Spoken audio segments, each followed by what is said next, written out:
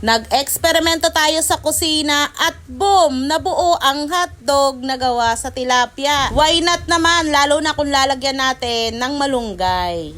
Hi everyone! Gumising nga kami ng maaga ni partner at kami nga ay pupunta doon sa kabilang barangay. Bangka nga ang sinakyan namin dahil bibili nga kami ng isda. Sobrang ganda nga ng panahon at kitang-kita naman ninyo na kalmang-kalma nga yung karagatan. Ayun nga yung pupuntahan namin, ang pantalan ng Makambong. Ang Makambong nga ay nasasakupan ng barangay Habagatan. Sobrang dami nga ng iba't ibang klase ng isda, ayan. Eto nga yung kailangan ko, ang tilapia. Namili nga ako nung matataba, tulad ko. Charis, 2 kilong tilapia nga yung nabili ko, ay swerte naman ako at medyo mabababa nga ang presyo. Siya nga pala si Ate Sally, ang matandang kapatid ni partner. Siya nga yung namimili ng mga isda dito sa mga pantero at dinadala nga ito sa Kalamba. Ayan, at dumating na nga kami dito sa aming bahay at lilinisan ko na nga itong aming isdang binili. Ayan mga mi, ang ating main ingredient ngayon para sa ating lulutuing hotdog. Marahil ay hindi nga kayo makapaniwala na ang tilapia ay pwedeng gawing hotdog. Manood lamang kayo hanggang sa dulo. Bali itong tilapia ay ibo-boneless natin. Laman lang talaga yung kukunin ko at itong balat tatanggalin din natin yan. Ibinabad-babad ko nga ito sa asin at nang mabawas-bawasan naman yung lansa, pero hindi naman masyadong malansa ang tilapia. Kaya ito ang napili ko para gawing hotdog. Pero sa totoo lamang ay maraming nag-request nito. Aba, ay kung ito'y magagawa nating hotdog, ay ayos yun, ay magkano lamang ang tilapia, ikukumpara mo sa manok. Kaya mga mi, masasabi ko na talagang makakatipid nga dito sa hotdog na ito. At doon sa mga hindi kumakain ng karne, ay pwedeng-pwede nga ito. Lalo pat lalagyan na naman natin ng bida nating malunggay. Present pa rin yung mga dating ingredients. May naidagdag lang ako katulad nga ng paprika at oyster sauce. Kasi isda nga itong gagawin nating hotdog para medyo mawala-wala yung kanyang lansa, gayon. Syempre, kailangan ulit natin itong food processor. Uunahin ko nga mga ming ilagay itong ating karne ng tilapia. O diba, may karne ang tilapia.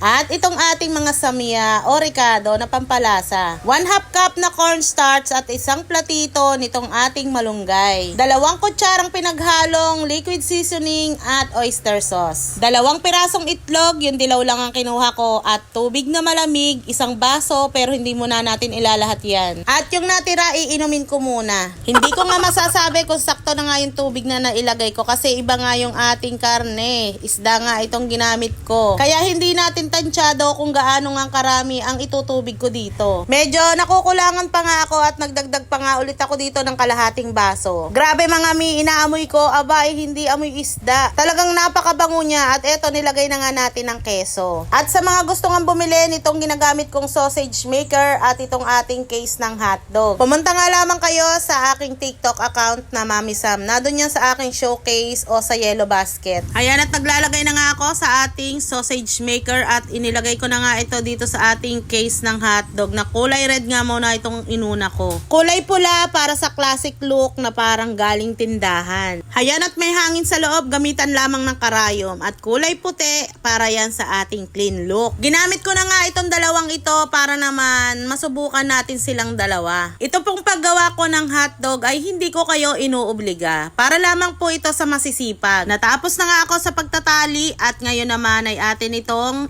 i-steam sa tubig. Kagaya nga na sinasabi ko sa inyo, ayan, hindi natin pakukuluan ng hotdog. Paiinitan lamang natin yan ng 10 minutes. Hindi mo siya pwedeng pakuluin kasi may tendency pumutok itong ating case ng hotdog. Eto na mga mi, nakapagluto na nga tayo ng hotdog o fish dog. Syempre isda, kaya fish dog, gayon. Eto na, excited na ako. Ayan, nagsalang na ako ng kawali at dahan-dahan nilagay ko nga itong ating hotdog. Ano bang magandang tawag dito? Siguro maganda, fishy hotdog, gayon. Yung isa pula, yung isa puti, pero pareho ang amoy. Nakakatakam habang ito ay nakasalang. Unti-unting lumalabas ang linamnam at bango na parang nagsasabing, kain na. Kakaiba man sa karaniwan, sigurado papasa to sa kahit sinong titikim. Tilapia na naging hotdog. Kaya naman hanggang dito na lang mga mi, pakilike, follow and share. Thank you for watching. Bye-bye.